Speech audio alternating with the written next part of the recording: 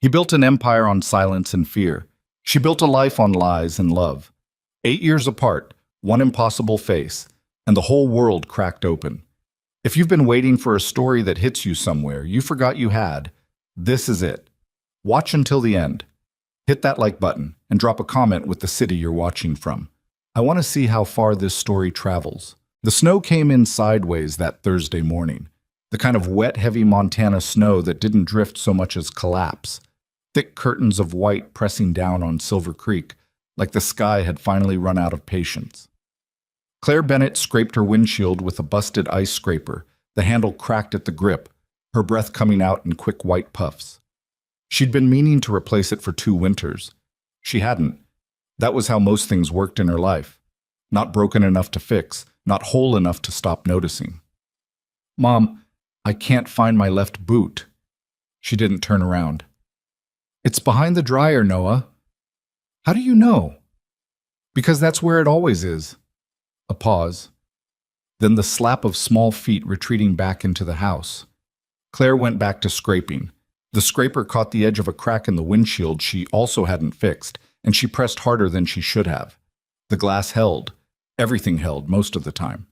That was the deal she'd made with herself 8 years ago when she packed a single bag, drove 16 hours north and west, and landed in a town so small it didn't show up on most maps. You keep moving. You keep it together. You don't look back. Noah reappeared at the door wearing one boot and a look of total betrayal. "It's wet. Put a plastic bag over your sock first." "That's disgusting. That's winter." She finally turned and looked at him, really looked, the way she sometimes caught herself doing when he wasn't paying attention. 8 years old. Dark hair that curled a little behind the ears when it got long, which she always let go a week too long because she couldn't bring herself to cut it. Eyes so dark they looked almost black in low light, and so direct it made grown adults uncomfortable. Not her eyes. Nothing about him was her eyes. She'd learned to live with that. Noah disappeared back inside, muttering. Claire exhaled and looked up at the mountain ridge that cupped the north end of Silver Creek. The peaks were invisible behind cloud. This was the 3rd storm in 2 weeks, and the school board had already floated the idea of canceling the winter book fair that the library committee had spent 4 months organizing. If they canceled it, Mrs. Paulson would spiral into what Noah called one of her word tornadoes, and Claire would spend her lunch break talking the woman down from the ceiling. She loved this town. She had chosen it for reasons that had nothing to do with love, and it had become one anyway. That was the other deal she'd made. Let it in, slowly, carefully, the way you let heat back into frostbitten fingers. Not fast, never fast. Fast was how you got hurt again. They made it to school 11 minutes late, Noah's boot only half dry, Claire's coffee cooling in the cup holder because she'd forgotten to drink it. He jumped out of the car before she fully stopped, backpack swinging, and turned long enough to say, "You have yard duty today," with an expression that suggested he found this mildly embarrassing. Then he ran. She watched him go through the chain-link gate, past the mural of the Silver Creek hawk that the 4th graders repainted every spring, and disappear into the building. She sat there an extra 30 seconds. She always did. Then she parked and went to work. The book fair setup was scheduled for 2 o'clock, which meant that from 8 to 2, Claire was running 3rd grade reading groups, mediating a conflict between 2 boys over a pencil case, covering a 20-minute chunk of 2nd grade while Mrs. Yee had a migraine, and eating half a granola bar over the sink in the staff bathroom because there wasn't time for an actual lunch. By 1:30, she'd corralled 4 parent volunteers and was stacking boxed books in the gymnasium when Principal Donovan appeared at the double doors looking like he'd swallowed something sideways. "We have a situation," he said. "What kind?" "A donor situation." He was already walking and expected her to follow, which she did, because that was also how things worked. "The Knox Foundation. You know them?" She didn't. She said so. Anonymous philanthropic organization out of the East Coast. They contacted the district 3 months ago about a major book donation. We're talking $40,000 in children's literature, classroom sets, bilingual editions, the works. No strings, no press, no naming rights. The agreement was they'd send a representative to oversee the delivery and make sure the books went where they were supposed to go. "That sounds fine," Claire said. Their representative arrived this morning. And? Donovan stopped walking.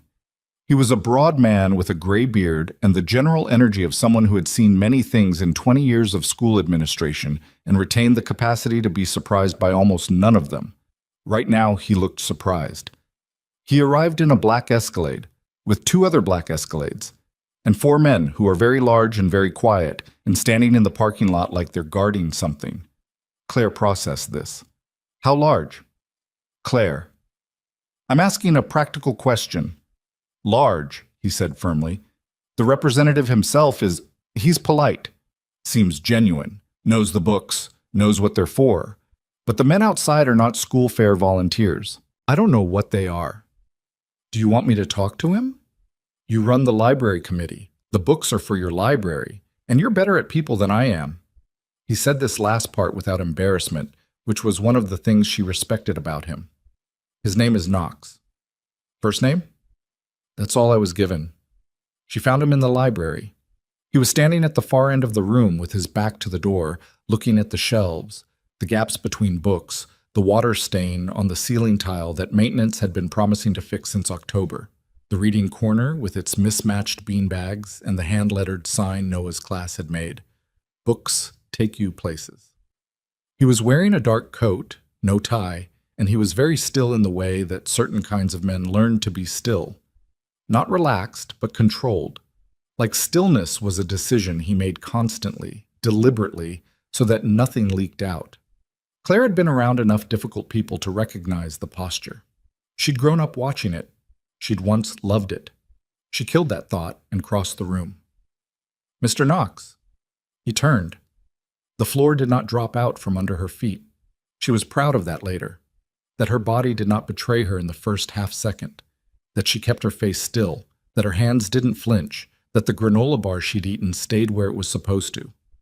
All of that, she managed. What she could not manage was the half-breath she lost before she found the next one, and she was almost certain he saw it. Adrian Knox looked exactly the same. That was the cruelest part. 8 years, and whatever machine had produced the face she'd spent a decade trying to forget was still running at full capacity. The sharp jaw, the dark eyes that took in a room the way a camera takes in light, the slight downward pull at the corner of his mouth that wasn't a frown, wasn't unhappiness, was just the default position of a man who did not offer his expressions freely. He was older. There were lines at the corners of his eyes that hadn't been there. He wore it well, and she hated that, and she hated that she noticed it. He looked at her for exactly 2 seconds before something shifted behind his eyes, a door opening on a room he thought he'd sealed permanently, and then he said her name. Not loudly, not urgently, just Claire. Mr. Knox. Flat, deliberate, a wall assembled in 2 syllables. I'm the library coordinator. I oversee the book program. I wanted to introduce myself and thank you in person for the donation. He was still looking at her the way a man looks at something he's been told doesn't exist. You're teaching here? I am. In Silver Creek? That's where we are, yes. Claire, the books are being unloaded into the gymnasium right now, she said. We've organized a sorting system by reading level and genre, and I can walk you through our distribution plan if you'd like to see how the collection will be integrated into the... Stop. He said it quietly, and it still landed like a hand on a table. Not aggressive, just absolute. The kind of stop that meant he wasn't doing this, wasn't playing the role she'd assigned him in the script she was writing out loud as fast as she could. How long have you been here? That's not relevant to the book program. Claire, please don't do that. Do what? Say my name like that. The silence that followed was the specific silence of 2 people standing 3 feet apart, with 8 years of accumulated wreckage between them, and neither one willing to be the first to touch it. He looked away first, looked at the shelves again, jaw working once. When he looked back, his face had closed down slightly. Not gone, but managed. She recognized that too. I'll look at your distribution plan, he said. Show me. She showed him. She was professional and thorough, and she did not once let her voice do anything it wasn't supposed to do, and she watched him listen with the careful attention of a man who had not come here to look at a distribution plan, but who was giving her the distance she'd demanded without being asked twice. She had always given him credit for that, in the old days. The ability to read a room. The ability to know when to push and when to step back. She had tried over the years to reduce her memories of him to flaws. It worked partially. The flaws were real, but so was the rest of it. They were walking back through the gymnasium, past stacks of boxed books, and the two parent volunteers who kept glancing at Adrian's coat and then pretending they hadn't, when Noah came through the side door at a dead run, backpack half off, having apparently convinced his teacher that helping with the book fair counted as an educational activity. He had a box in his arms that was clearly too heavy for him, and he was too stubborn to admit it, and Claire opened her mouth to tell him to put it down before he dropped it on his foot. Adrian moved first, not fast, not dramatically. He just stepped to the side, put a hand under the bottom of the box before it tipped, and held it steady while Noah regained his grip. It was a practical gesture, efficient, automatic, the kind of thing anyone might do. But Adrian didn't let go right away. He held the box for one extra second and looked down at Noah with an expression Claire had never seen on his face before, and her stomach went to ice. Noah looked up. "Thanks." "Heavy box," Adrian said. His voice was perfectly even. "I knew I had it." "Sure you did?" Noah squinted at him with the particular assessment that 8-year-olds applied to adults they weren't sure about yet. "Are you the book guy?" "I'm the book guy." "We needed more books in the leveled reader section. The ones we had were too easy for me." "What level are you?" Noah told him. Adrian nodded like this was a real answer to a real question, and Claire watched his eyes move over Noah's face with the careful, contained devastation of a man doing math he hadn't prepared himself to do, arriving at an answer he wasn't ready for, and keeping every bit of it below the surface. He was good at control. He always had been. He was not good enough for this. She could see it, the precise moment the calculation completed, the precise moment his eyes found the things in Noah's face that she had been living with for 8 years. The jaw, the eyes, the way he held his head slightly to the left when he was thinking. She told herself for so long that no one would ever see it, that she'd chosen a place remote enough and changed enough about her life that the question would never come up, that Noah was hers and only hers in every way that mattered. She had not accounted for him standing 3 feet away in a gymnasium in Montana. Adrian straightened up. He did not look at her, and that was how she knew he was working very, very hard to keep it together. He said to Noah, "I'll make sure they include some harder ones in the next shipment." And Noah said, "Cool," and ran off to find Mrs. Paulson, and the gymnasium went about its business around them. And Claire felt the ground she'd spent 8 years building shift underneath her like the first tremor of something that had been building in the deep dark for a very long time. "Claire." Adrian's voice was low, under the noise of the room. "Don't." Her own voice came out steadier than she deserved. "Not here. Not now." He turned to look at her then, and his face was the face of a man who had spent the last 10 seconds having the entire architecture of his understanding rearranged and was now standing in the rubble deciding what to do next. What she saw there wasn't anger, wasn't accusation, not yet. It was something rawer and harder to look at than either of those things. "When?" he said. "I don't know." "Claire, I said I don't know." She met his eyes for the first time since the library, and she made herself hold it. "I need time." He looked at her for a long moment, and she had the sensation of being a calculation he was performing, the same way he'd looked at Noah, searching for the answer to something, and finding it, and not knowing what to do with the finding. "How much time?" he asked. Before she could answer, her phone buzzed. She looked at the screen out of reflex. It was a text from an unknown number, 4 words. "We know you're there." She looked up. Adrian was already reading her face. He'd been watching her expression when she saw the message, and whatever he saw in it made something go cold and still behind his eyes. "Who knows you're here?" he said. Not a question exactly. The phrasing of a man who already knew this wasn't about her. Her hand was steady as she turned the phone to show him. Adrian looked at the message for 2 seconds. Then he put 2 fingers to the earpiece she hadn't noticed until now and said, in a voice like gravel under pressure, "Pull the cars around. We have a problem." The text had come from a burner. Adrian knew it before he even finished reading it. The formatting, the timing, the deliberate absence of anything traceable. Whoever sent it wanted her to know they were watching, not to start a conversation. That was the specific cruelty of it. Not a threat with demands attached, just a fact, delivered like a cold hand on the back of the neck. He stepped away from Claire and spoke low into the earpiece. Donovan and Reeves stay on the perimeter. Carver comes inside. East entrance, now. Nobody moves the cars until I say. He waited for the confirmation click, then turned back. Claire had not moved. She was holding the phone against her side, screen down, and she was doing the thing she'd been doing since the moment she recognized him in the library, working very hard to look like she wasn't working hard at all. Her jaw was set. Her shoulders were level. But her breathing was wrong, too shallow and too controlled. And he'd spent enough years reading rooms and people to know the difference between calm and performed calm. "Give me the phone," he said. "No." "Claire, it's my phone." She looked up at him.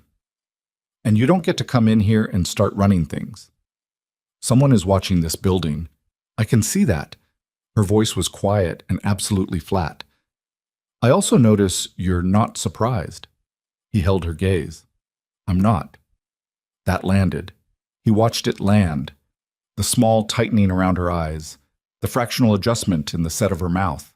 She'd hoped on some level that it was random, that the message was noise, a wrong number, something disconnected from the man standing in front of her. He could see her recalculating. "How long have they been watching you?" she said. "I don't know that they've been watching me." "Then what are they watching?" He didn't answer, and that was its own answer. Claire looked away first, and he saw the moment she understood.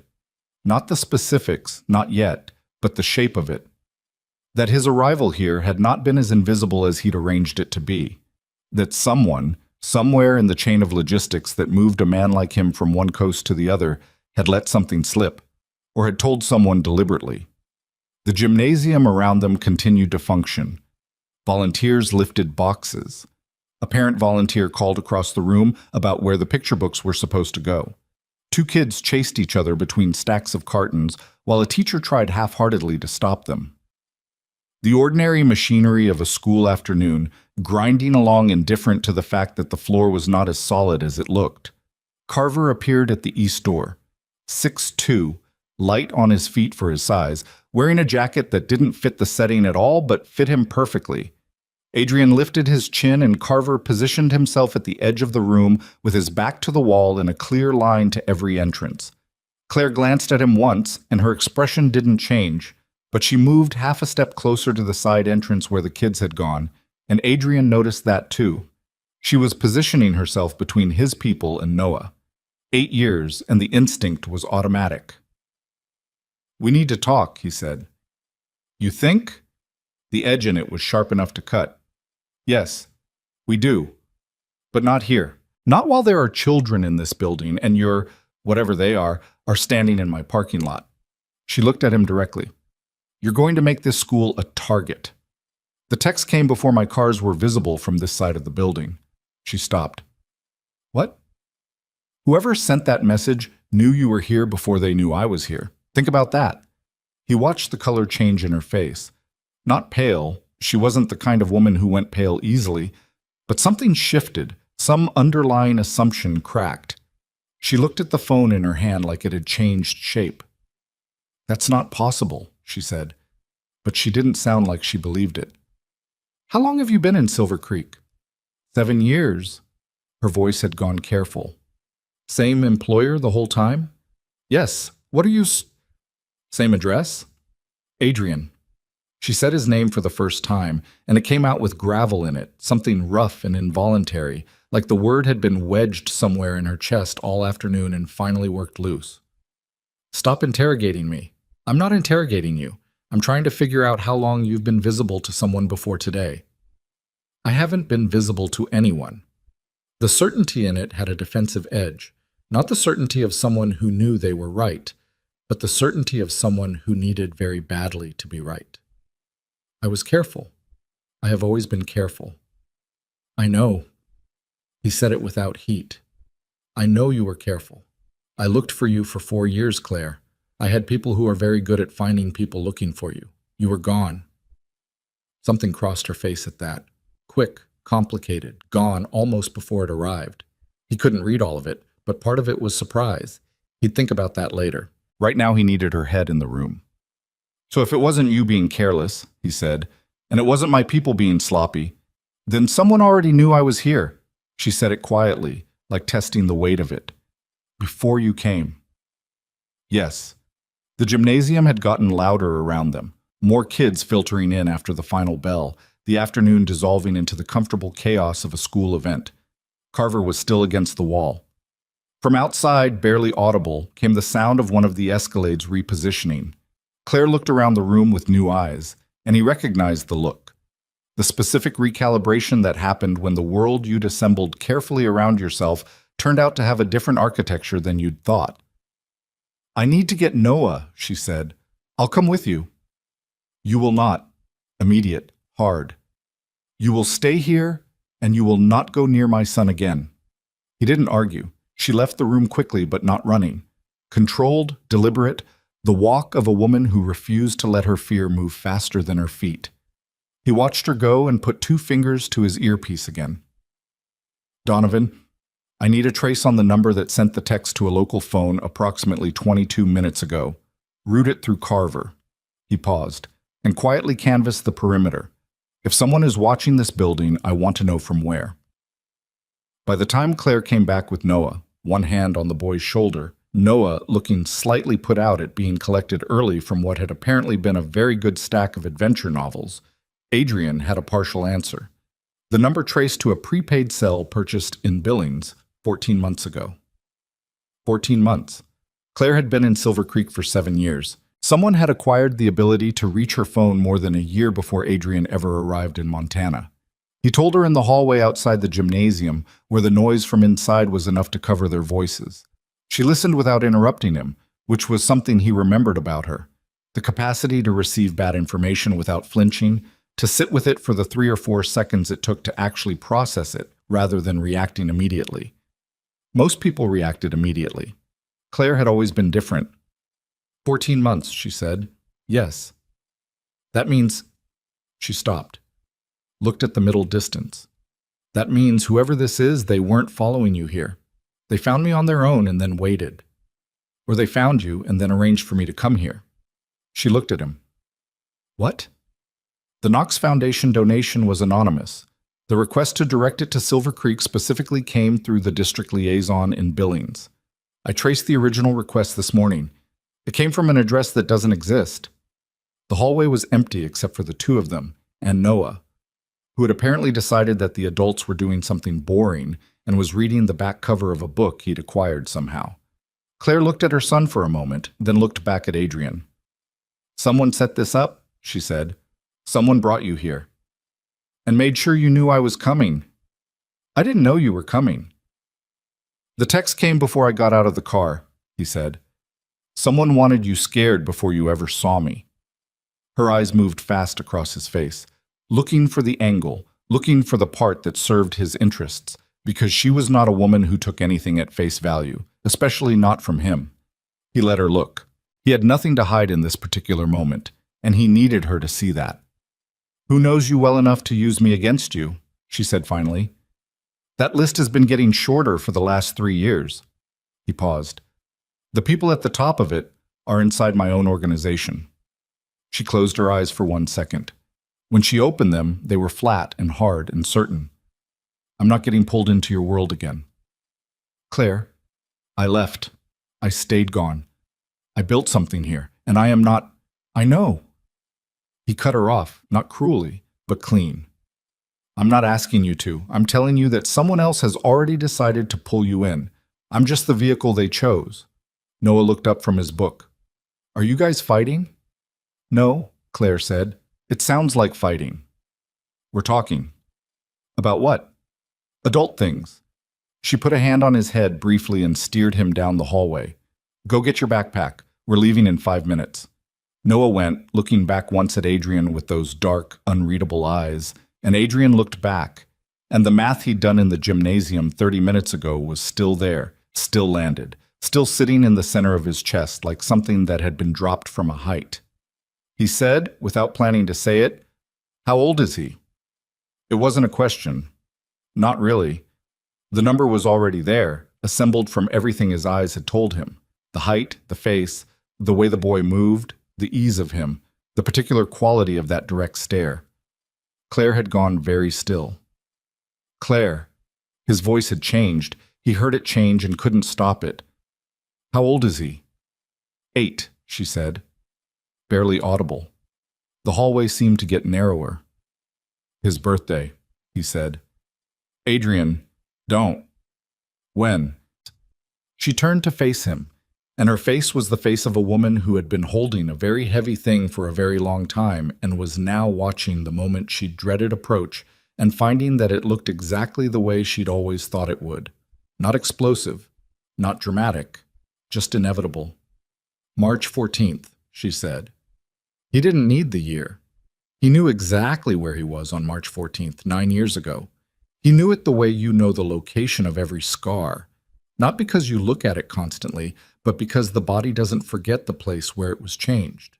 He put one hand on the wall, not for support exactly, more to establish that the wall was still there, that the hallway was still a physical object, that the world had not actually rearranged itself, even though every internal structure he'd been maintaining for the last 8 years had just shifted on its foundations all at once. You knew, he said, when you left. You knew. I didn't know for certain until Claire. I thought. She stopped, started again, and her voice was rough in a way he hadn't heard before. I thought you'd chosen someone else. I thought I was already gone to you. What was I supposed to do? Call? Send a letter? To a man who had just agreed to be engaged to the daughter of... I never agreed. You were photographed at the engagement dinner. Her voice cracked on the last word, not with grief, but with the specific anguish of an old wound that had calcified wrong. I saw the pictures. Your face. You were there, Adrian, in a suit at that table. What was I supposed to think? He had to breathe through what came up at that. Not anger, though anger was in it somewhere, but something more complicated and less manageable. He knew about the photographs. He'd found out about them 4 years after the fact when the investigator he'd hired finally pieced together the timeline of Claire's disappearance. The photographs had been released strategically.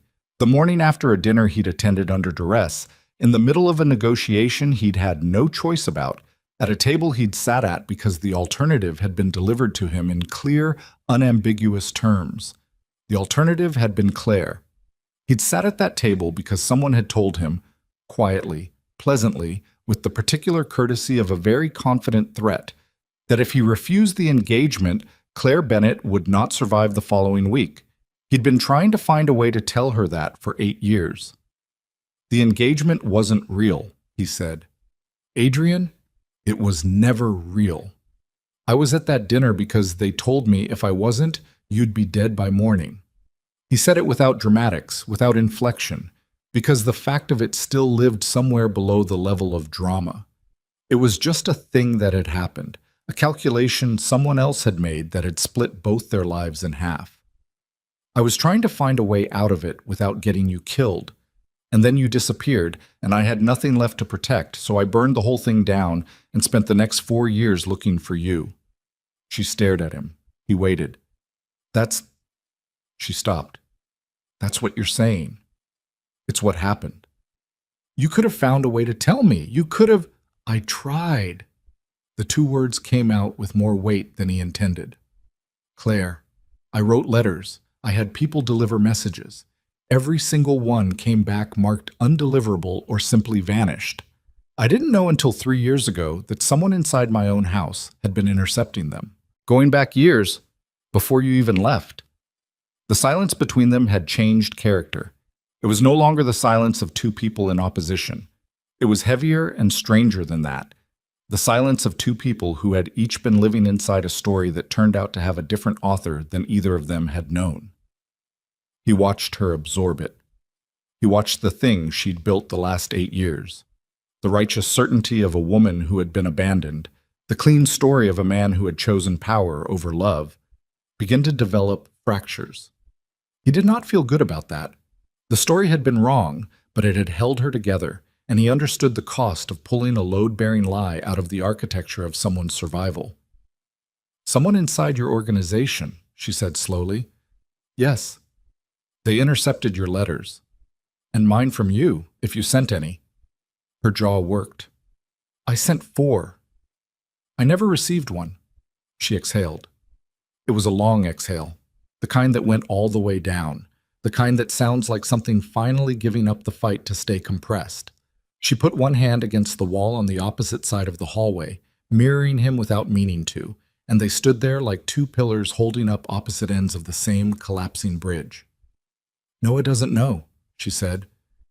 "I gathered that. You can't just—" "I know. He's not— This isn't—" She stopped. Tried again. "He's 8 years old, and he has a stable life, and I will not let you blow that apart because you showed up in a convoy of SUVs and—" "Claire." His voice was as level as he could make it. "Someone already knows he's here. That changes what's possible and what isn't. I need you to understand that." She looked at him for a long moment. Then Noah appeared at the end of the hallway with his backpack, listing slightly to the left under its weight, squinting at both of them with 8-year-old suspicion. "You're still talking," he said. "We're done," Claire said. "Coat." "I have my coat." "Put it on." Noah struggled into the coat with the studied martyrdom of a child who is perfectly capable of putting on a coat and finds the instruction deeply insulting. He looked at Adrian once more before following his mother toward the exit. "Is he coming to the book fair tomorrow?" Noah asked. "That's not decided yet," Claire said. "The books are pretty good so far. There's one about a kid who figures out his whole town is hiding a secret." He said this with perfect guilelessness, looking at Adrian as he said it. Adrian said nothing. Claire said nothing. Noah apparently took their silence as confirmation that adults were reliably uninteresting and pushed through the exit door into the cold. Claire followed him, then stopped with one hand on the doorframe. She didn't turn around. "The name," she said. "The person inside your organization. Who was it?" "His name was Hollis," Adrian said. "He was my father's estate manager. He died 2 years ago." "Convenient?" "Very." His voice was dry. "But not before talking. I have what he said on record." She was quiet for a moment. "How much of it do you believe?" "Enough to be standing in Silver Creek, Montana." He paused. "Enough to have come in person." She pushed the door open. Cold air rushed in. "Don't follow us home," she said. "I won't." She walked out. He watched the door close. He stood in the empty hallway for approximately 10 seconds, which was about as long as he could afford. Then he pressed the earpiece. "Carver, get the trace results to my phone, and find out if anyone in this town has been asking questions about a local school teacher in the last 14 months. Anyone at all." He waited. "And find out who Hollis talked to before he died." He walked back toward the gymnasium, and his phone buzzed before he reached the door. It was a photo. Claire's car in the school parking lot, taken from an angle above and to the north, through what looked like a telephoto lens. Time-stamped 40 minutes ago, before Adrian had arrived, before the cars were visible, before any of this had started. Below the photo, one line of text from the same prepaid number. "The boy has his father's eyes. Does the father know?" Adrian stared at the screen. The phone was steady in his hand. His hand was steady because he made it steady, because he was good at that, because he had been making himself steady in moments that wanted to break him apart for going on 20 years. He typed back, "Who are you?" The response came in 4 seconds. "Someone who has been waiting for you to find her. Now that you have..." The clock starts. Then a second message, immediate, before he could respond. "You have 48 hours to walk away from the empire entirely. Proof of transfer of authority, public and irreversible. Or we take the boy, and you spend the rest of your life wondering what he looks like now." Adrian read it twice.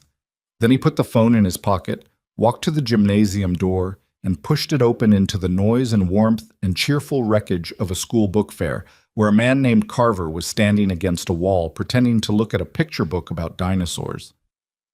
"Carver?" he said quietly. Carver put the book down. "Sir?" "Call Reeves. And call Mila in the New York office. Tell her we need a full exposure sweep on every board member and senior operator going back 36 months, he paused. And tell her it's not a drill. Carver's expression did not change. Timeline? Yesterday. He looked around the gymnasium. The books, the children, the volunteer parents, the ordinary warm machinery of a life he had no part in. And find out where Claire Bennett lives. Carver started to move. Carver. The man stopped. Quietly. And make sure nobody else finds out first. He stood in the doorway a moment longer, and the text message sat in his pocket like a coal, and somewhere across this small town, a woman who had spent 8 years building a life without him was driving home through the snow not knowing that the 48-hour clock had already begun to run. He turned and walked back into the cold. The snow was coming down harder now, the kind that stuck to everything and softened the edges of the world into something deceptively gentle. Adrian stood beside the lead Escalade and looked north toward the ridge where Claire's car had disappeared 10 minutes ago, and he let himself feel the full weight of it for exactly 30 seconds. The son he hadn't known, the years that couldn't be returned, the machine someone had been running against both of them long before tonight. 30 seconds. Then he put it away. Donovan. He climbed into the back seat. Get me everything we have on Hollis's financial records in the last 5 years of his life. Wire transfers, shell accounts, anything that moved. He pulled the door shut. Someone paid him to burn those letters. Someone patient enough to wait 14 months with eyes on a schoolteacher in rural Montana. That's not improvised. That's architecture. You think it goes back further than Hollis, Donovan said from the front. I think Hollis was a tool. I want to know whose hand was holding him. Adrian looked out the window at the snow-blurred streetlights of Silver Creek. And I want it tonight. The Escalade moved. The town slid past.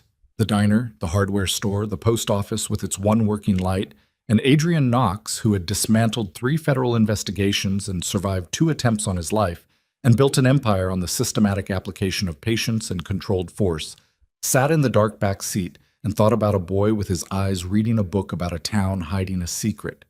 The clock was running, and for the first time in a very long time, he was not the one who had started it. The call from Mila came at 11:47 that night. Adrian was in the motel room he'd taken under a name that didn't exist, sitting at the small desk with his jacket off and 3 laptops open and a cup of coffee going cold at his elbow. He'd been working through the financial architecture of Hollis's last 5 years.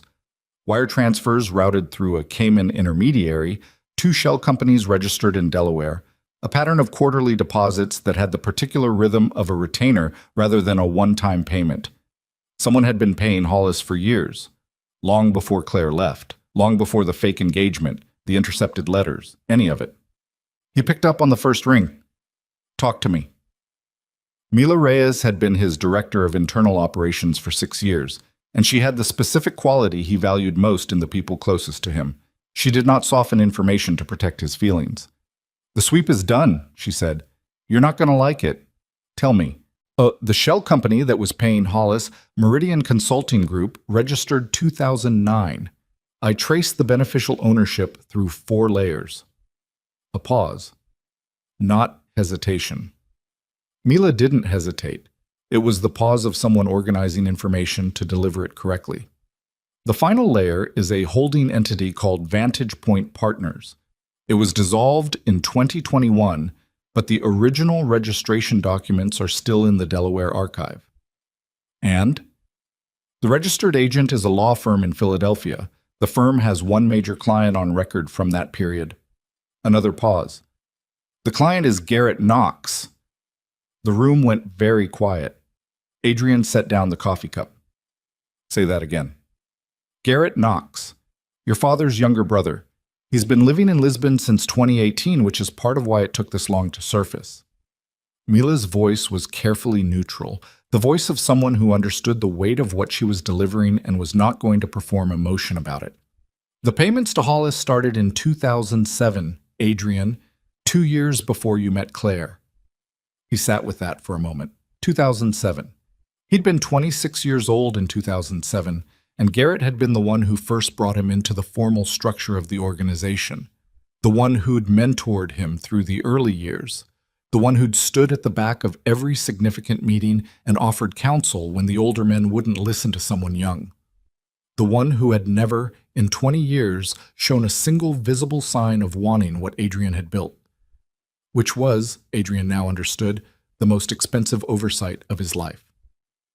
The engagement, he said. The Vasquez family arrangement. I'm already there. He could hear her typing. The introduction between the Knox organization and the Vasquez family was brokered by an intermediary in 2015. I always assumed it was one of the senior operators, but the intermediary's fee, substantial, routed through a different shell, went to the same Vantage Point Partners account. Garrett arranged the engagement. Garrett arranged the threat that forced you to the table. The engagement itself was real on the Vasquez side. They thought it was a genuine alliance proposal. They didn't know you were coerced. A brief pause. When the engagement collapsed after Claire disappeared and you started dismantling the Vasquez connection, the Vasquez family lost significant revenue. They blamed you. They've been hostile to me for 3 years. Yes, which means Garrett burned that bridge on your behalf and now has the Vasquez family as potential allies against you because they both want you removed. She stopped typing. He built a coalition out of your wreckage, Adrian. This has been in motion for a very long time. He stood up from the desk. The room was small and the walls were close, and he moved to the window and looked out at the parking lot and the snow still coming down in the dark. And he breathed through the specific sensation of watching something he'd trusted for 20 years reveal itself to be a weapon pointed at his back. The text messages to Claire, he said. Garrett knows about her, has known where she was for at least 14 months, which is when the prepaid was purchased. Mila's voice dropped half a register. Adrian, he knows about the boy. How? I don't know yet, but the fact that the first message referenced Noah specifically, before you'd confirmed anything publicly, that's not a guess. That's sourced information. He pressed his palm flat against the cold window glass. Outside, one of the Escalades sat in the far corner of the lot, Donovan inside, running his own quiet perimeter. Everything looked still. Everything had looked still for years, and under it, Garrett Knox had been building the architecture of this moment. Patient, invisible, funded, connected, waiting for the moment Adrian found something he couldn't afford to lose. He needs me to surrender authority publicly, Adrian said, an irreversible public transfer, which removes you permanently. No legal comeback, no internal claim. Once you sign over in a documented and witnessed format, anyone who might have stayed loyal to you has no structure to rally to. And if I don't? Mila didn't answer that because they both knew what the alternative was. Where's Garrett now? He asked. His last confirmed location was Lisbon, 4 days ago. Private flight, manifest not filed properly. We're trying to reconstruct the destination. A keyboard sound. He might be closer than Lisbon. Find him. Adrian's voice had gone flat in the way it went flat when the decision space had narrowed to one point. And Mila, nobody else in the office gets this information. Not the board members, not operations, not anyone with a Knox Foundation connection. Because we don't know how deep his network goes inside our structure. Because we don't know how deep it goes. He paused. The 48-hour clock. He sent the text at approximately 2:45 this afternoon, which puts the deadline at 2:45 day after tomorrow. I have less than that. He'll move early if he thinks I'm building a counter. Aggressive timelines are his hedge against preparation. He knew this because Garrett had taught him this, had sat across from him at a kitchen table 20 years ago and explained the geometry of pressure campaigns with the patience of a man sharing genuine wisdom. I need to be on the ground here and invisible before he realizes I'm not running. I'll keep the New York office dark on your location. Good. He turned from the window. One more thing. The woman and the boy. Yes. A short pause. I can have 2 people in Silver Creek by 6 a.m. Quiet, local-looking, nothing that raises a flag. Passive watch only unless something moves. Do it. He picked up his jacket from the chair. And Mila, the people you send, people you chose yourself. Nobody recommended by the board. She understood what he meant. Already planned that way. He ended the call and stood in the center of the room for a long moment with his jacket in his hands and the specific cold clarity of someone who has just had the map of their world redrawn and is deciding how to move through the new geography. Then he put the jacket on and went to find Claire. She didn't answer the door for 2 full minutes after he knocked. He knew she was awake. There was light under the door, and he could hear the particular silence of someone standing very still on the other side, deciding whether to engage. He waited. He didn't knock again. The door opened. She was in jeans and a flannel shirt with her hair loose and her eyes carrying the red-edged look of someone who had been crying recently and was not going to mention it. She looked at him for 1 second and then passed him at the dark street, checking automatically the way a person checks when they've been living alert for years. "Noah's asleep," she said. "I know, I'm not here about Noah." "Then what? Can I come in?" She held the door open and stepped back, which was all the answer she gave. The house was small and warm and precisely organized in the way that the homes of people who've rebuilt their lives from nothing tend to be. Everything in its place, everything functional, nothing wasted. There were children's drawings on the refrigerator and a stack of graded papers on the kitchen table and a half-drunk cup of tea on the counter going the same direction as his coffee had earlier. She'd been sitting at that table, he thought, sitting and thinking in the dark. She crossed her arms and waited. He told her about Garrett. He told her everything. The shell companies, the retainer payments dating to 2007, the engineered engagement, the intercepted correspondence, the Vasquez alliance, the 14 months of surveillance on her address. He told it straight. No editorializing, the same way he'd received it from Mila, as a sequence of facts that assembled into a shape neither of them had been able to see until now. She listened without moving. When he finished, the kitchen was quiet enough to hear the refrigerator hum. "Your uncle," she said. "My father's brother." "Yes." "He's been doing this since 2007. "Since before I met you?" "Yes." I think you were already a liability in his plan before you were anything to me. He needed me without attachments, without anything that could be used as leverage against me or used by me as a reason to walk away from the empire before he was ready to take it." She looked at him. "He didn't expect you to fall for me." "I don't think he expected it to matter as much as it did." He paused. "When it did, when he understood what you were to me, he adapted the plan. The fake engagement became a way to remove you without removing you. You'd leave on your own, believing I'd chosen someone else. Cleaner than the alternative." "The alternative being?" He didn't answer. She closed her eyes briefly. "And now he wants you out," she said. "Publicly, irreversibly. Within 48 hours, the threat is Noah."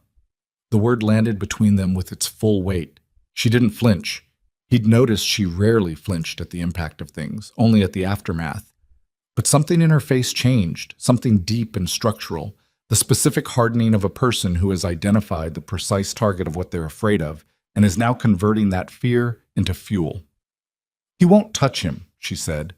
It wasn't reassurance. It was a statement of intent. "That's my intention as well." "Your intention," her voice had an edge now. "Adrian, your intention is what got us into this.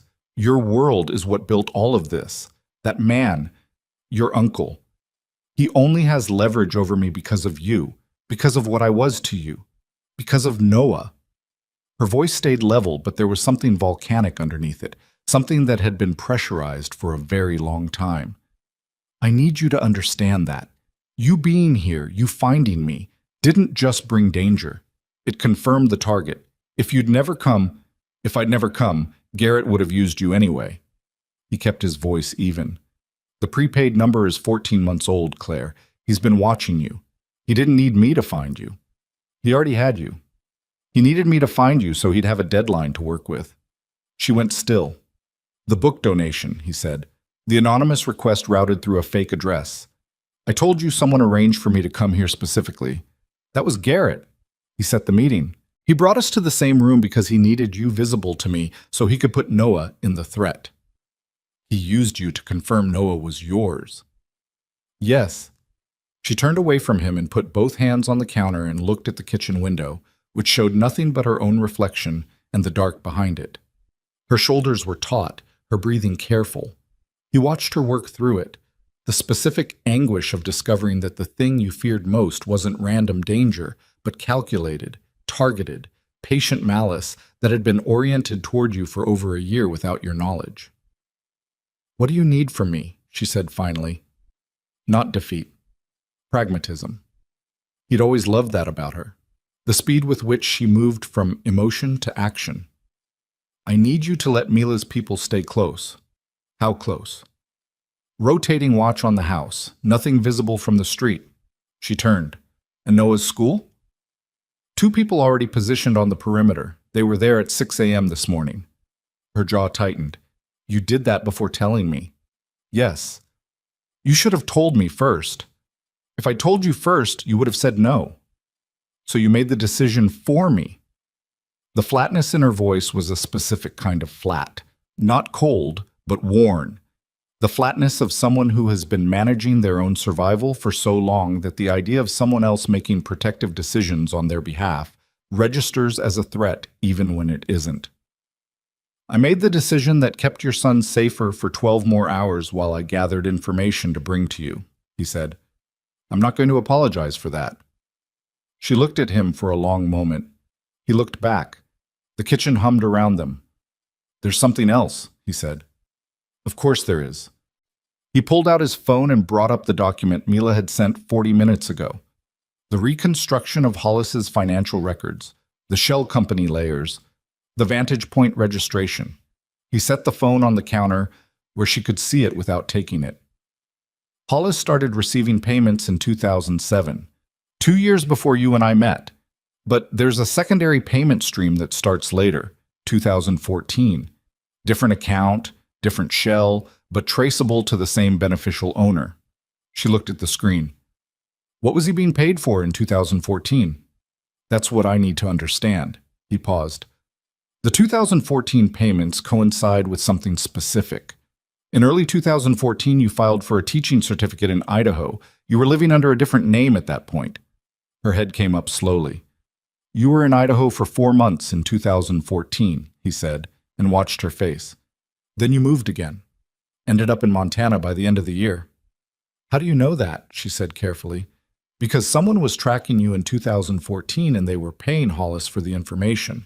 And when you moved again that fall, fast, no forwarding address, the payments to Hollis dropped to a maintenance level and a new operative appeared in the financial record." He picked up the phone. "Someone was running a surveillance contract on you that predated me finding you by years, Claire. Garrett has known roughly where you were since 2014. She had gone very still. "He let me stay here," she said. The words came out slowly, the way words come out when the mind is assembling something terrible in real time. "He knew where I was. He didn't take Noah. He didn't threaten me. He just watched. He was waiting. For what? For me." His voice was quiet. "He needed me to find you myself. If he'd just told me you were here, if he'd handed me the location, I might have found a way to extract you both quietly without the public exposure he needed. He needed me to walk into that gymnasium, to see Noah, to have that reaction in front of witnesses." He paused. "Carver saw it.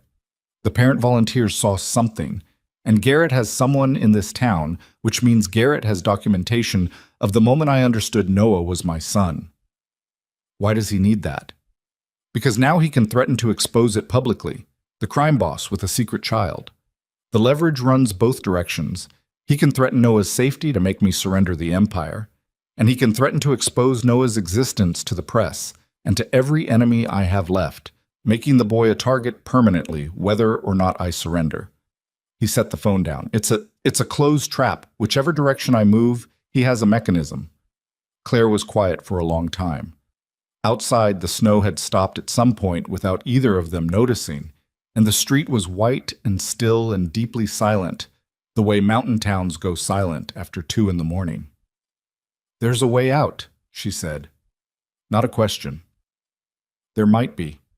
It requires something I haven't done before." "What?" "Letting go of the thing he's trying to take." He met her eyes.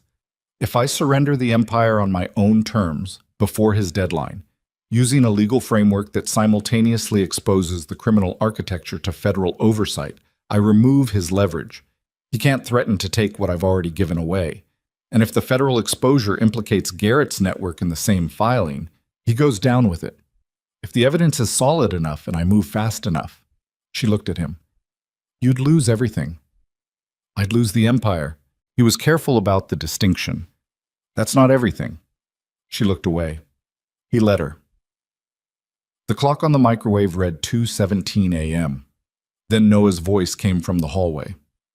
Mom? Both of them turned. Noah was standing in the hallway door in pajamas with a soccer ball on them, hair sideways from sleep, blinking in the kitchen light. He looked at his mother, then at Adrian, without particular alarm, just the evaluating look of a child processing an unexpected piece of data. Why is the book guy here? He said. We were talking, Claire said. Go back to bed. It's the middle of the night. Yes, it is. Noah looked at Adrian again, longer this time. There was something in the look that Adrian had to keep himself from reacting to, the directness of it, the unself-conscious assessment, the complete absence of the performed effect that adults learned over time to deploy as armor. Just a kid looking at a stranger in his kitchen at 2 a.m. and trying to figure out what the situation was. Are you staying here? Noah asked. No, Claire said. Are you guys... Noah visibly tried to find the phrasing. Friends? Complicated, Adrian said before Claire could answer. Noah appeared to find this adequate. He nodded once, the nod of a person who has received a categorically honest answer and respects it.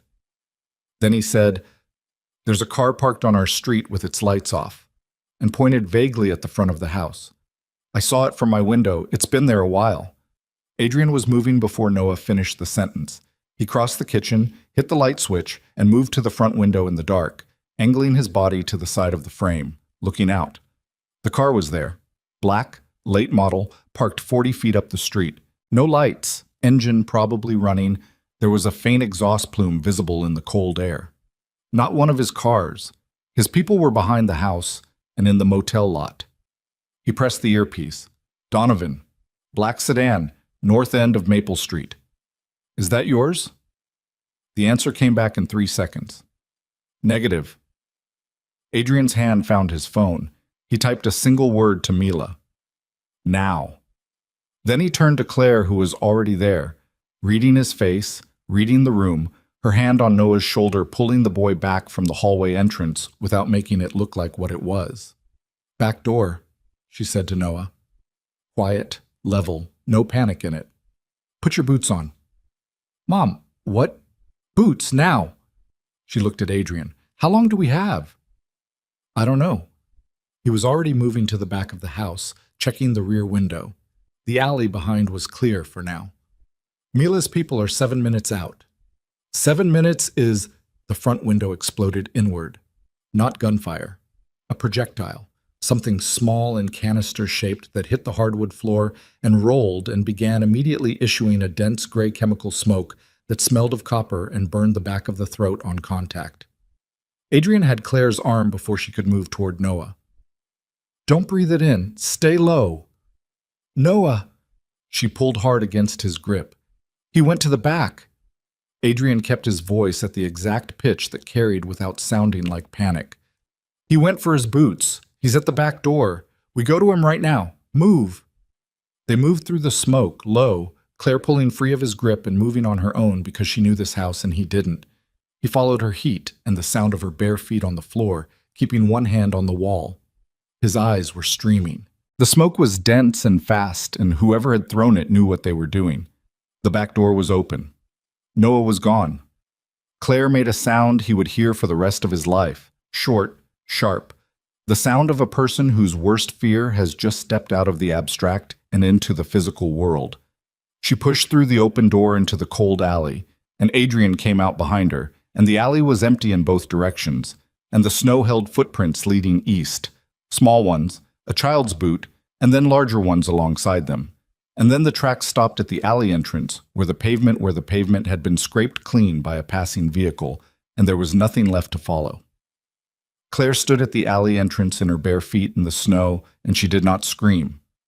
He would remember that later, that she did not scream, that she went absolutely silent instead, the silence of someone whose system has exceeded its capacity for sound. She stood there with her arms at her sides and her chest heaving and her feet going white in the snow, and she stared at the empty street where her son had been. Adrian was already on the phone. "Donovan, they took the boy. East Alley off Maple, vehicle unknown, headed." He looked at the street, read the tire compression in the snow at the curb. Wide base, heavy vehicle. "SUV or van, recent. Get eyes on every road out of town now. Call the Billings contact. I want air assets if there are any." He ended the call and turned to Claire. She turned to him at the same moment, and her face had completed its transformation. The grief was still there, underneath, but on top of it was something harder and colder and far more dangerous than grief. The face of a woman who had built 8 years of quiet, ordinary life as a wall between her son and the world she'd escaped, and had just watched that wall come down, and was now done with walls entirely. "You said there was a way out," she said. Her voice was stripped of everything except the core of it. "A legal framework, federal exposure, evidence." "Yes. How fast can you build it?" 48 hours, maybe less if... "Build it." She stepped back toward the house, her feet leaving blood-edged prints in the snow where the cold had cracked the skin. "But we're not waiting 48 hours to find my son." "No," he said. "We are not." She stopped at the door and looked at him over her shoulder, and what he saw in her face in that moment was the thing he'd carried with him for 8 years without being able to name it correctly. Not just love, not just loss, but the specific recognition of someone whose core was made of the same material as his own. Different lives, different choices, different costs. Same foundation. "Then we do this together," she said. "All of it. No more decisions without me." Agreed. She went inside. He followed. And the clock, which had been running since 2:45 the previous afternoon, continued to run. Indifferent, mechanical, counting down toward a deadline that neither of them intended to honor on anyone's terms but their own. They had 40 minutes before Garrett's people would expect a response. Adrian knew this because Garrett had taught him the window, the gap between an aggressive move and the follow-up contact, the space designed to let pressure build without giving the target time to fully organize. He'd used it himself a dozen times. He knew exactly how long it lasted and what it was designed to produce. Panic, isolation, a decision made from the gut instead of the head. He was not going to give Garrett the decision he was designed for. The kitchen table had become a command center in under 10 minutes. 2 laptops, Adrian's phone running a live feed from Mila's office in New York, a detailed topographic map of the Silver Creek Valley that Carver had pulled from the county planning database and printed at the motel's front desk. Claire sat across from Adrian with wet hair and boots on, and a kitchen knife she'd taken from the block without comment and set on the table beside her left hand. She hadn't touched it since. She didn't need to. It was a statement. Donovan's voice came through the laptop speaker. Vehicle was a dark gray cargo van, partial plate match to a rental out of Missoula. The rental was made 6 days ago under a name that traces to a defunct LLC in Nevada. We've got a probable route east on Route 2 toward the Rattlesnake Pass junction. Rattlesnake Pass goes to the old Kessler mining complex, Claire said. She said it immediately, without hesitation, the automatic knowledge of someone who'd spent 7 years in a place and learned its geography the way you learn your own house. The main shaft entrance is about 11 miles in on a Forest Service road. It's been decommissioned for 30 years. There's no cell signal past the first ridge. Adrian looked at her. You know the complex. I took Noah there last spring. There's a historical marker. We hiked. Her jaw tightened. It's isolated. Multiple structures. Old processing buildings, rail yards, tunnels. If you wanted to hold someone where nobody would hear, it fits, Donovan said through the speaker. Garrett's people would have scouted locations in advance. Something that remote, that's structurally complex, easy to control access, hard to approach without being seen. How many people does Garrett have on the ground here? Adrian said. We're estimating 6 to 8 based on the vehicle logistics and the surveillance pattern. Garrett himself saw it, still unconfirmed whether he's physically present. He's present. Adrian said it with the certainty of someone who understood the man's psychology from the inside. He wouldn't run an operation this personal by remote. He wants to see it close. Claire looked at the map. Her finger traced the Forest Service road without touching the paper, hovering an inch above it. There's a secondary access route.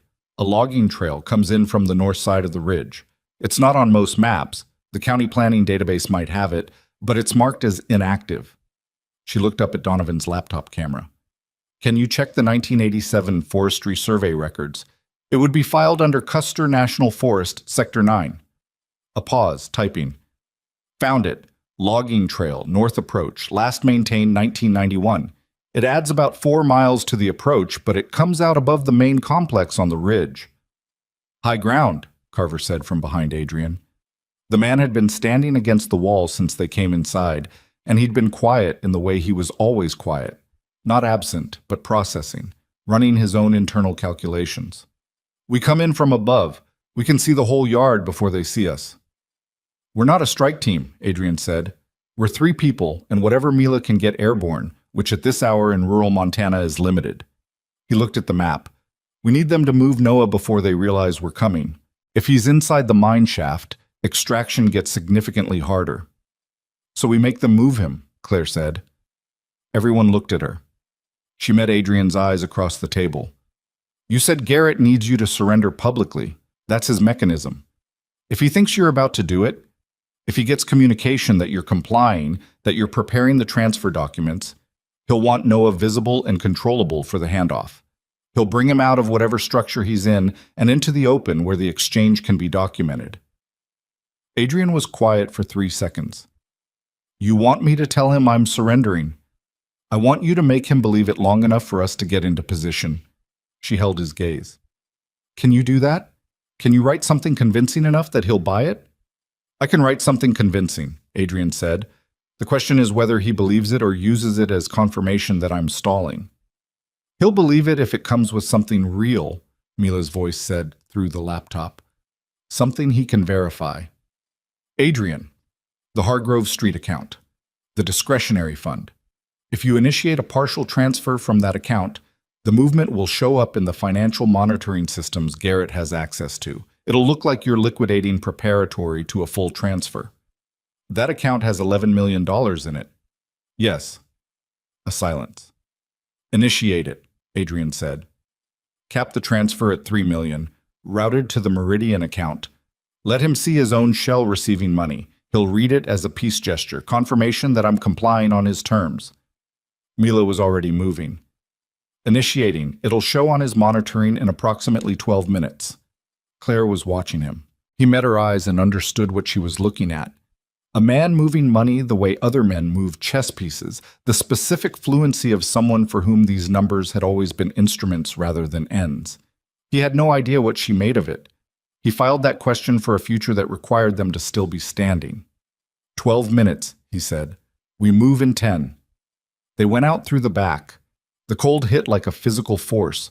Not the wet cold of the earlier snowfall, but a deeper, drier bite that got into the lungs and tightened them. Claire moved fast, no hesitation, following the alley east to where Donovan had repositioned the lead Escalade 2 blocks over. Carver was on her right, Adrian on her left, and she had the strange compressed sensation of moving in formation with people trained for exactly this kind of movement, while she herself was a third-grade reading teacher who last week had been mediating a dispute over a pencil case. She pushed that thought down hard and kept moving. They loaded into the Escalade in under 20 seconds. Donovan was already driving before the last door closed. Route, Adrian said. Forest Service Road is the fastest approach, Donovan said. Logging trail adds time, but gives us the ridge advantage. Your call. Split it, Carver said. 2 go up the logging trail, come in from above. 1 vehicle takes the main road, hangs back far enough to not trigger their perimeter, pushes forward when the ridge team signals they're in position. You and me on the ridge, Adrian said to Carver. He looked at Claire. You stay with Donovan on the main. No. The word came out flat and absolute. He's my son. Claire, the ridge approach is a 4-mile hike in the dark at below zero. I know this mountain. She turned to look at him fully. and her face in the pale light from the dashboard was the face he'd seen in the kitchen doorway an hour ago. Past fear, past deliberation, arrived at something simpler and more elemental. I've hiked it. I know where the trail breaks down and where the ice is and where the footing goes bad. You don't. She paused. And I'm not sitting in a car 2 miles away while someone else goes to get my son. He held her gaze for 3 seconds. Then he turned front. Carver takes the main road vehicle. Claire comes with me on the ridge. Carver nodded once. Donovan said nothing. The Escalade moved through Silver Creek's empty streets and out onto Route 2 heading east, and the town fell away behind them, and the mountains rose up dark and enormous against the lesser dark of the sky. Adrian's phone buzzed. A message from an unknown number. Garrett's current burner, different from the one used earlier. 2 words. Wise choice. He'd seen the transfer initiation. He was watching in real time. Adrian typed back, I need proof of life before I finalize anything. The response took 90 seconds, long enough that Adrian felt the weight in his molars. Then a photograph came through. Noah, sitting on a concrete floor against a metal wall, arms around his knees, wearing his coat. His face was turned slightly toward the camera with an expression that Adrian needed a full second to decode, and when he decoded it, he felt something shift in his chest that wasn't quite relief and wasn't quite grief, but was somewhere between them. The expression on Noah's face was not terror. It was the concentrated, furious assessment of a child who is very angry about his situation and is actively thinking about what to do about it. He showed it to Claire without a word. She looked at it for exactly 2 seconds. Her hand found the door handle and gripped it, not to open it, just to hold something. He's okay, she said quietly. Statement, not question. She was telling herself, not asking him. He's okay, Adrian confirmed. He typed to Garrett, proof of location. I'm not finalizing anything without confirmation of where the exchange happens. Another wait. Then a pin dropped on a mapping app. The Kessler Mining Complex. Main yard. Claire was already looking at the topo map on Adrian's phone, triangulating. The main yard is here, she said, pointing. Open ground, old rail infrastructure, processing shed on the north end. If they bring him into the yard for the exchange, we'll see it from the ridge. She traced the path. But the ridge overlook is here, about 300 meters above. There's a rock formation, a ledge. I took pictures from it when Noah and I hiked up. Cover an elevation, Carver said from the front, and a clear line down to the entire yard. Donovan slowed at a forestry junction. Here's where we split. They got out in the dark. The logging trail was barely visible, a gap in the tree line, old wheel ruts frozen solid under 6 inches of snow. Adrian had a flashlight and Carver handed him a second one before climbing back into the Escalade. No words exchanged. Carver understood timelines in silence. The Escalade's lights disappeared around the bend, and Adrian and Claire were alone on the mountain. They moved. Claire set the pace and he matched it, faster than he'd expected from her, sure-footed on the iced ruts, reading the trail with the unconscious confidence of someone who had walked this kind of ground before. He stayed close, watching her footing, watching the tree line on both sides. The cold was a sustained physical pressure. His hands were adequate in gloves, but his face was not, and he stopped noticing it after the first 20 minutes. She didn't speak unless she needed to. Ice here, she'd say, or switchback coming, and he'd respond with a sound or a nod. It was the most concentrated silence he'd ever shared with another person, and it had a quality he couldn't quite name. Not comfortable, not uncomfortable, but load-bearing somehow. The silence of 2 people who have moved past the need to fill space with words and are operating on something more direct. They were 40 minutes up the trail when his phone vibrated. No signal for a call. They'd lost that 20 minutes ago. But the text had queued and delivered in a brief flicker of coverage on the ridge approach. From Mila. Garrett Knox confirmed on site at Kessler Complex. Private vehicle arrived approximately 2 hours ago.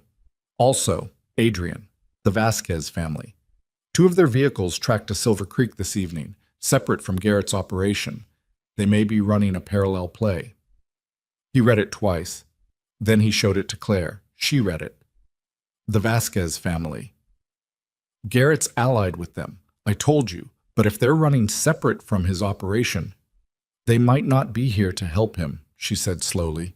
They might be here for their own reasons. They blame me for the collapsed engagement. They lost revenue. He was working through it as he said it, the pieces assembling with the uncomfortable speed of a picture you didn't want to see clearly. If Garrett delivers me publicly stripped of the empire, the Vasquez family gets, what?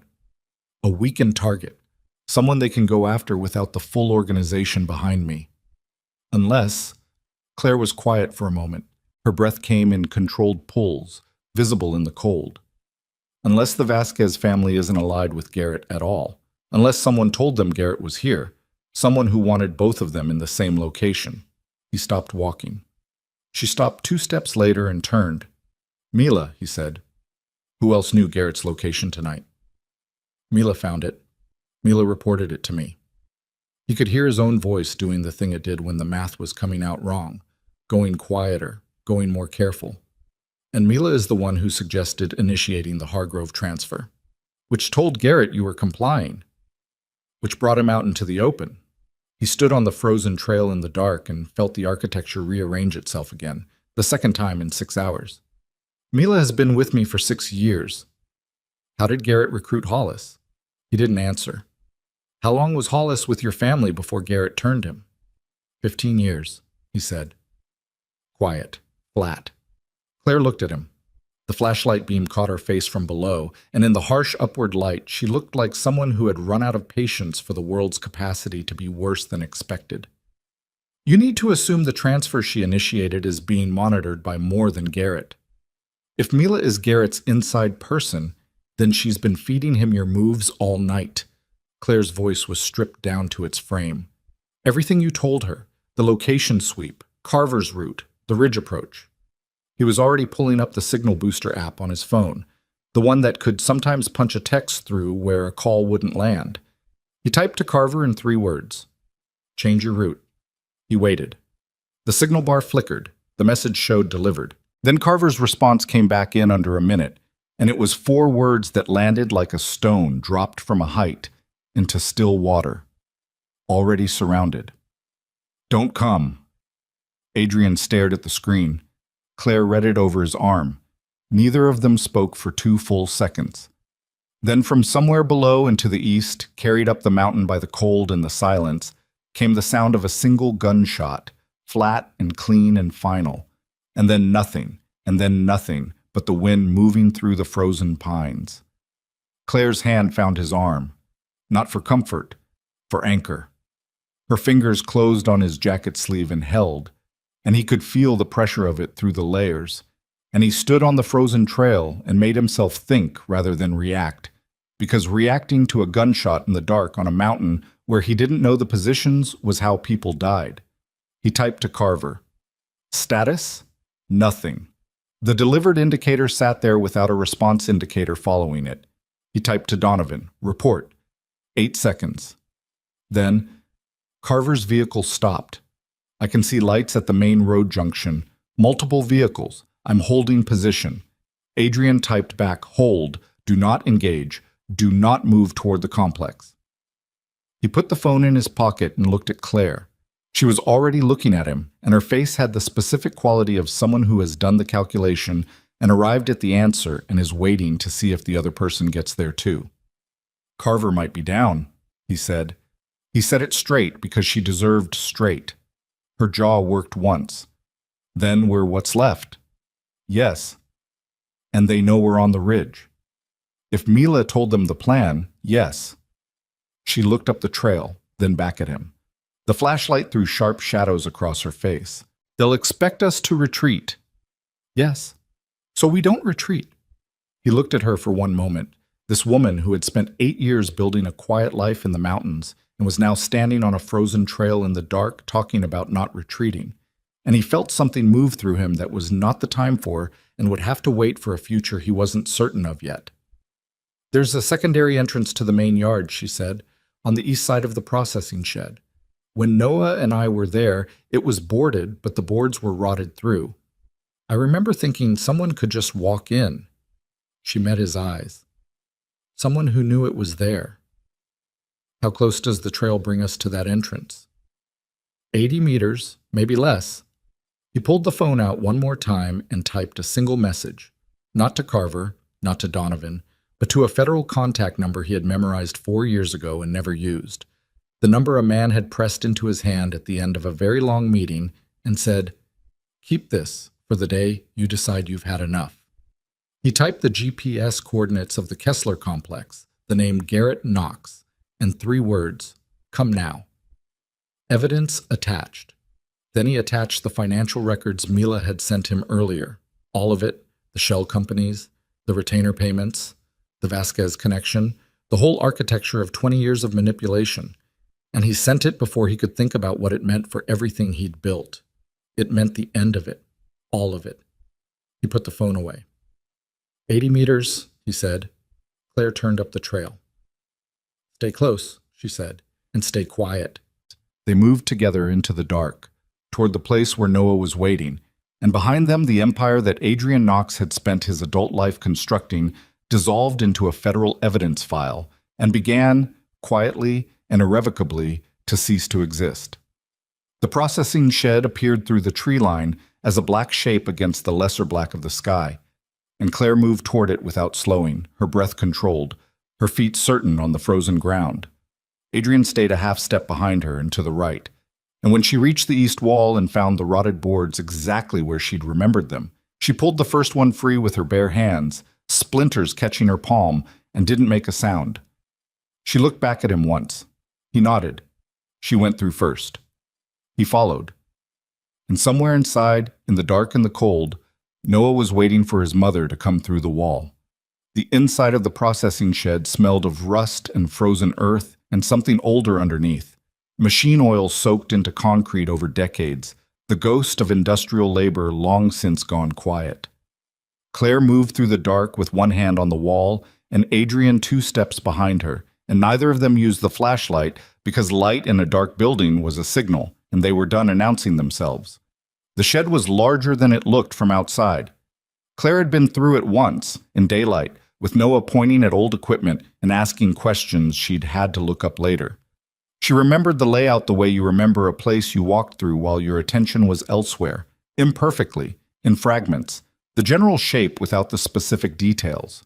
Main floor, conveyor infrastructure gone to rust, a raised operator platform on the north end, stairs on the east side going down to a lower processing level, voices from below. She stopped. Adrian stopped behind her. They stood in the dark and listened. 2 men, from the sound of it. Low, unhurried, the voices of people who believed they were in a controlled situation. She couldn't make out words. She could make out tone, and the tone was not urgent, which meant Noah was still where they'd left him, and nothing had changed yet. Adrian's mouth came to within an inch of her ear. Stairs. She nodded and moved toward them, testing each foot placement before committing her weight, reading the floor for debris and soft spots the way she'd learned to read things over years of moving carefully through a life that required it. The stairs were metal and would ring like a bell under a heavy step. She went sideways, weight on the outer edge of each tread where the metal was supported by the frame, and Adrian mirrored her exactly, and they went down 12 steps into the lower level in near silence. The lower level was lit, not brightly, a portable work light, the battery-powered kind that construction crews used, sitting on the floor throwing a harsh white circle across maybe 30 feet of space. Beyond the circle, darkness. Inside it, 2 men, a folding chair, and Noah. Noah was in the chair. His hands were zip-tied in front of him, which was the detail that hit Claire somewhere below the stomach and required 3 full seconds of internal work before she could keep thinking clearly. His coat was still on. He was looking at the floor with the concentrated expression she recognized as his deliberate not showing anything face, the expression he wore when he was in trouble at school and refusing to give the other person the satisfaction of seeing him rattled. 8 years old, and already that kind of stubborn. She didn't know whether to feel proud or wrecked. She felt both. The 2 men were positioned badly, both on the same side of the light, which meant they destroyed their own night vision and couldn't see anything past the edge of the circle. Amateur positioning. Garrett had sent capable people for the surveillance work and apparently less capable ones for the holding detail, which told Adrian something about how Garrett valued this part of the operation. Logistics, not combat. He hadn't expected anyone to come through the wall. Adrian leaned to Claire's ear again. The one on the left. I take him. The other one moves toward Noah. You move faster. She turned her head a fraction. I'm faster than you think. I know. A pause. On 3. She found her footing in the dark. The concrete was uneven, and there was a piece of fallen conduit 2 feet to her left that she needed to not touch. She identified the path, 11 feet of floor to the light's edge, another 6 to where Noah sat. She measured it in her body, the way you measure a distance you're about to run before you run it. Adrian's hand touched her back once. That was 3. She moved. She crossed the dark floor and hit the light's edge, before the man on the right finished turning his head. And then she was past the light and her hand was on the back of Noah's chair, and she put her body between her son and the man in the same motion, and behind her she heard the impact of Adrian taking the first man down. Controlled, fast, the sound of someone who'd done this before and wasn't wasting energy on anything unnecessary. The second man was bigger than she'd registered from the dark. He got his hands up and took a step toward her, and she shoved the chair with Noah in it hard to the left, out of the direct line, and planted her feet. Don't, she said. The word came out with a steadiness that surprised even her.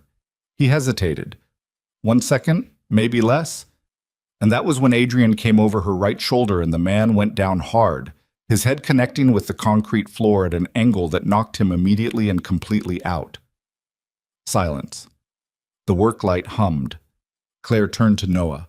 Her hands were shaking. She noticed it now, the post-movement tremor of a body that had been holding itself very tight for a very long time. And she got down on her knees in front of the chair and looked at his face. His eyes were dry. His jaw was set. He looked at her with an expression that was trying very hard to be fine and was about 60% of the way there.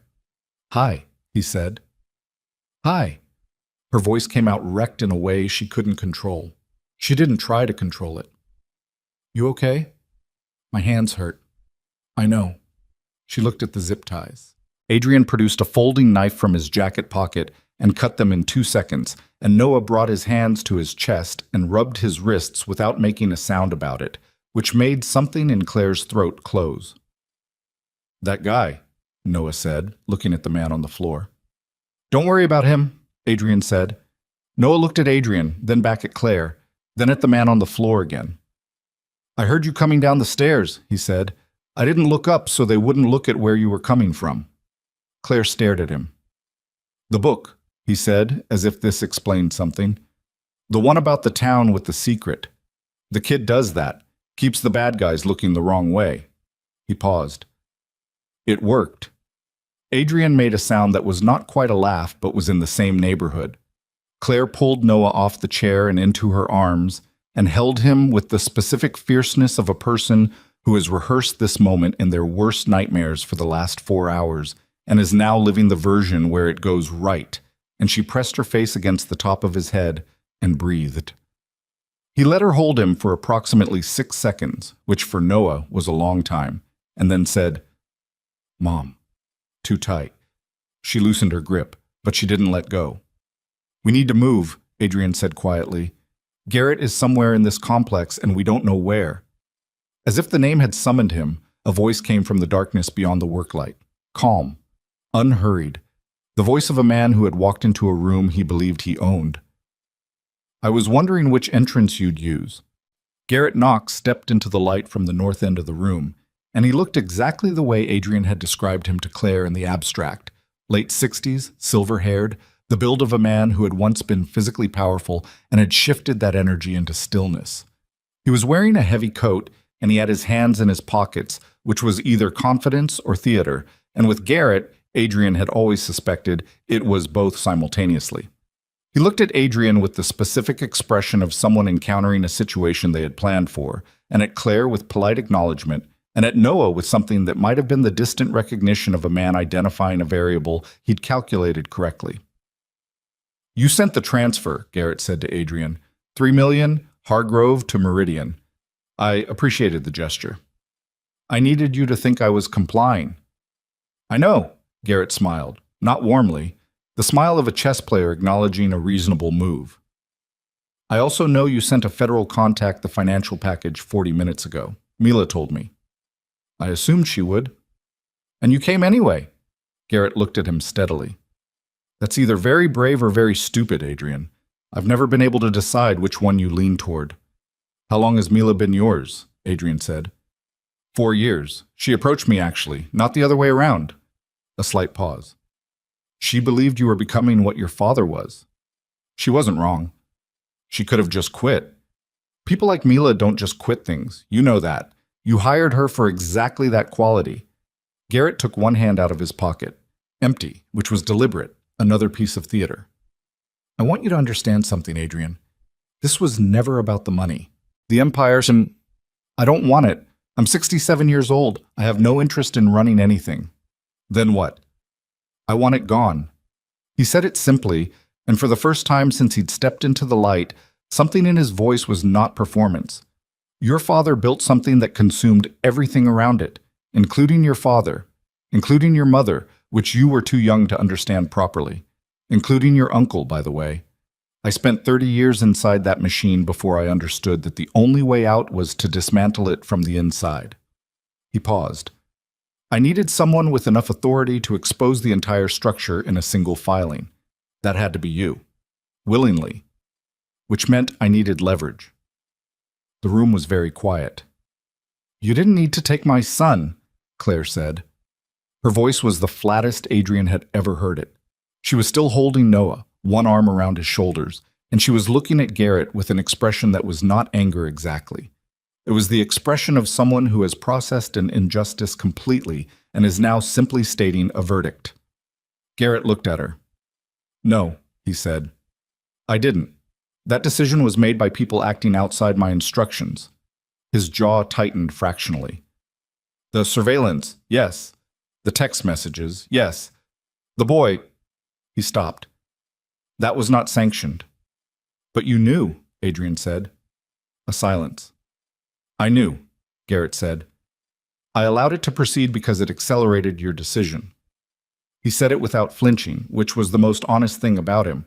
He did not dress up his calculations as anything other than what they were. I won't ask you to forgive that. Good, Claire said. Because that's not a conversation we're having. From outside, distant but closing, came the sound of vehicles. Multiple engines, the heavy drone of something larger than an SUV. And then, faintly, the particular acoustic signature of a helicopter, still far off but moving toward them with purpose. The federal contact had received the package. Garrett heard it too. He looked at the ceiling for a moment, then back at Adrian, and his expression had completed its shift into something that was not quite resignation, but was in the same territory. The expression of a man who has moved a very large object a very long distance and has finally set it down. The filing, he said. Did you include the Vasquez connection? Everything, Adrian said. 36 months of board records, shell architecture, your network, Mila's communication logs. Everything Hollis documented before he died. All of it. Good. Garrett said it like he meant it. Then it's done. You'll be included in what they find. I know. He said it without drama. I've known that since 2019 when I started building the case against myself along with everything else. He reached into his coat pocket, slowly, visibly, making clear what it wasn't, and produced a flash drive. He set it on the concrete floor and slid it across with his foot. That's the remainder. Domestic account structures, 3 names Mila didn't have access to, and the full record of the Hollis payments, including the original authorization document signed by my hand. He looked at Adrian. Use it. Adrian looked at the drive on the floor between them. He looked at Garrett. 20 years of mentorship, of counsel offered across tables, in rooms where the decisions being made had weight and consequence, of a voice at his shoulder that he'd trusted because trust was what you extended to family, because family was the one category he'd believed sat outside the calculations. He picked up the drive. Why the boy? He said. Not accusation. Genuine. If it wasn't your call, who gave that order? Garrett's expression shifted. Something moved across his face that he controlled quickly, but not quickly enough. The Vasquez family has been running their own operation parallel to mine. I used their resources for certain logistical elements of this. I underestimated how independently they'd act once they understood the leverage available. Where are they now? In this building, Garrett said. Upper level, north end, 4 men. They came for you specifically. Not for the boy, not for the exposure filing. They want you, Adrian, personally. The collapsed engagement cost them more than money. Adrian was already turning. His hand found Claire's arm. We need to go up and out the way we came in. Now. I'll stay, Garrett said. Adrian looked at him. The federal team needs someone to walk them through the physical evidence in this building, Garrett said. And the Vasquez people won't move on me. I'm still useful to them until the filing processes, which they don't yet know has already happened. He paused. Go. Take your family. The word landed in the room, and nobody acknowledged it, and everybody felt it. They went up the stairs fast. Claire first with Noah, Adrian behind them, no longer caring about the noise, because noise didn't matter anymore against the sound of the approaching vehicles outside. Through the main shed floor, through the rotted boards on the east wall, out into the cold and the dark and the snow-covered yard. Carver was there.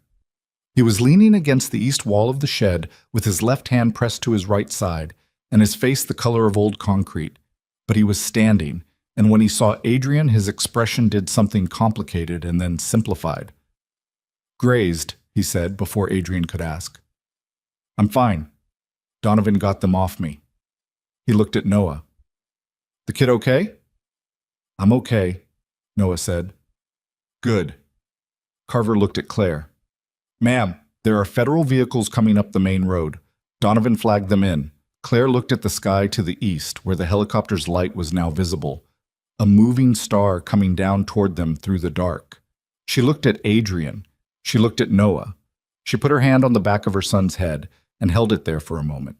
Then she looked at Adrian again, and something passed between them that wasn't a decision exactly, because decisions implied that the alternative was still available, and both of them understood by now that the alternatives had been exhausted.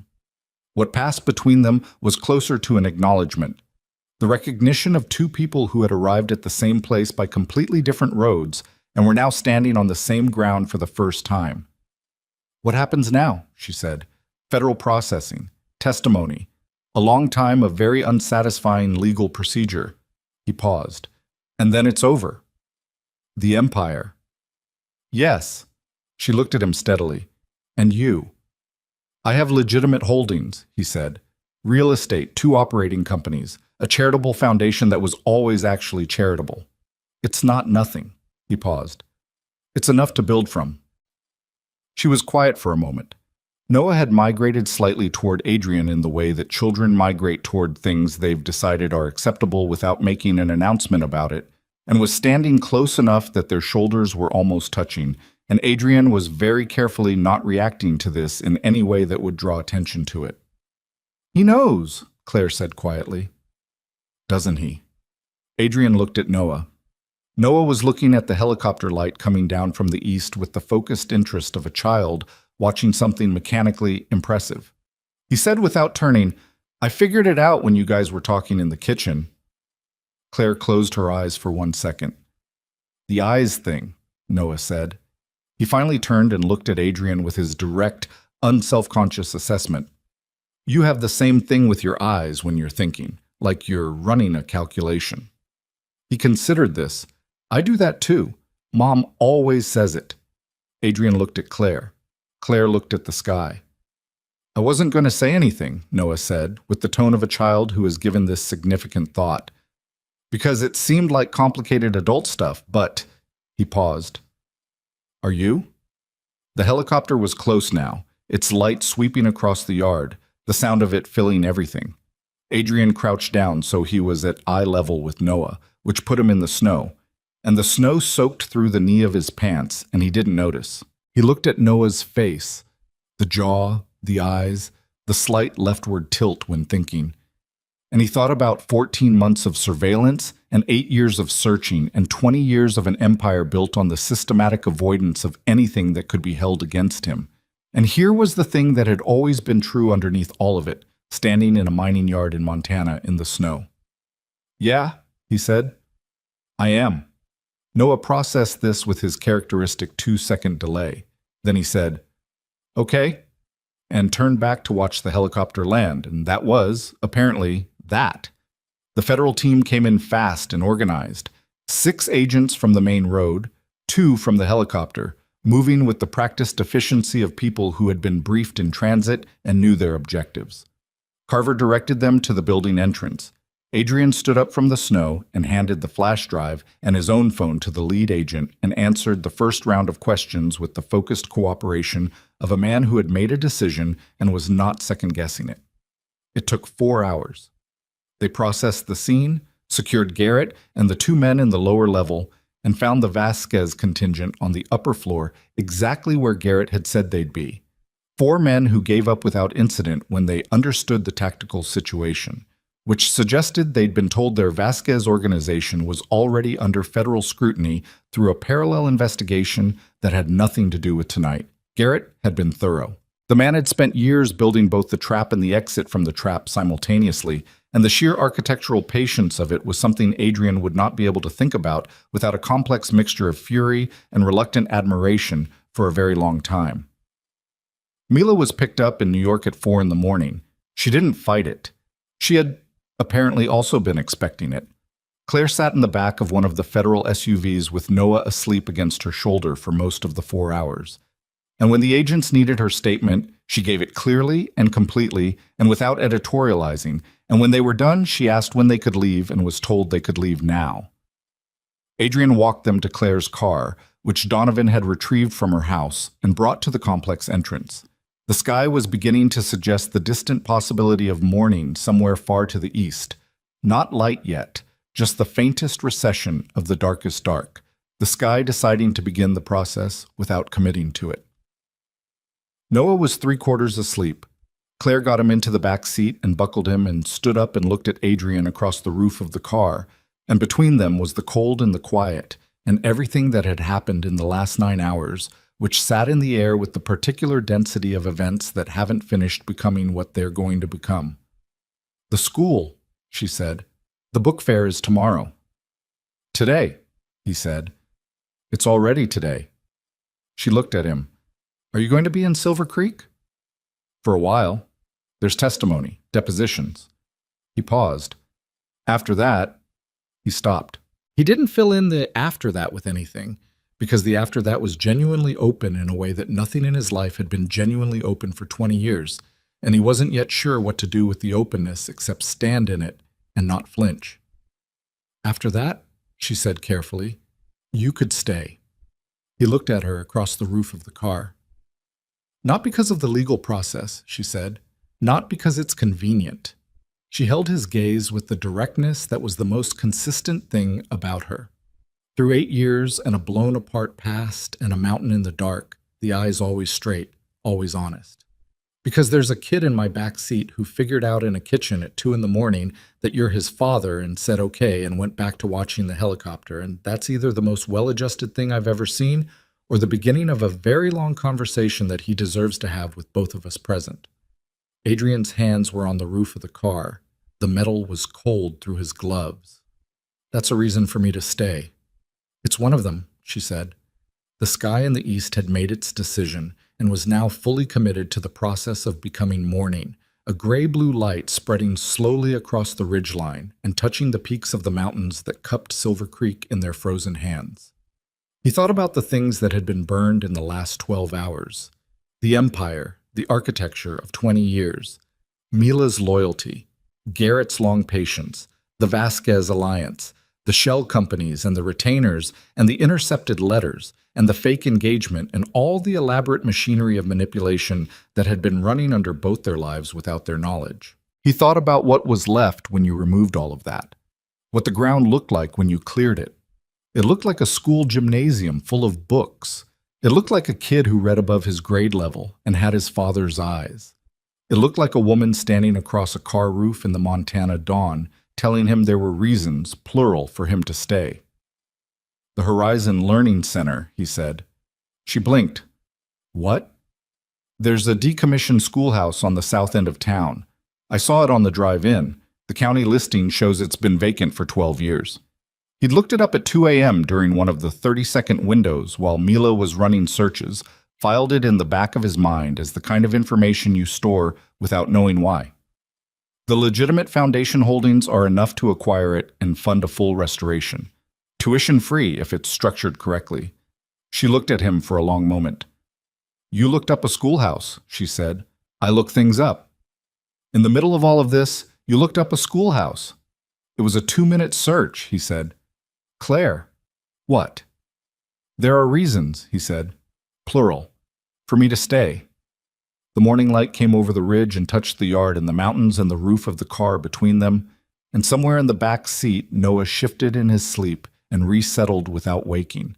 And Claire Bennett looked at Adrian Knox across 7 years of absence and 8 years of silence in one very long night, and made a sound that was not quite a laugh and not quite a breath, but lived in the space between them.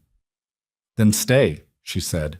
He walked around the car and got in the passenger seat, and she got in the driver's seat, and she started the engine, and the heat came on. And they drove back down the mountain toward Silver Creek as the sun came up over the ridge and turned the snow every color it knew how to be. And in the back seat, Noah slept the uncomplicated sleep of a child who had processed the essential information and filed it correctly and was done with the night. And ahead of them, the town appeared in the valley below, small and ordinary and exactly what it was. And that was enough. That was, it turned out, more than enough.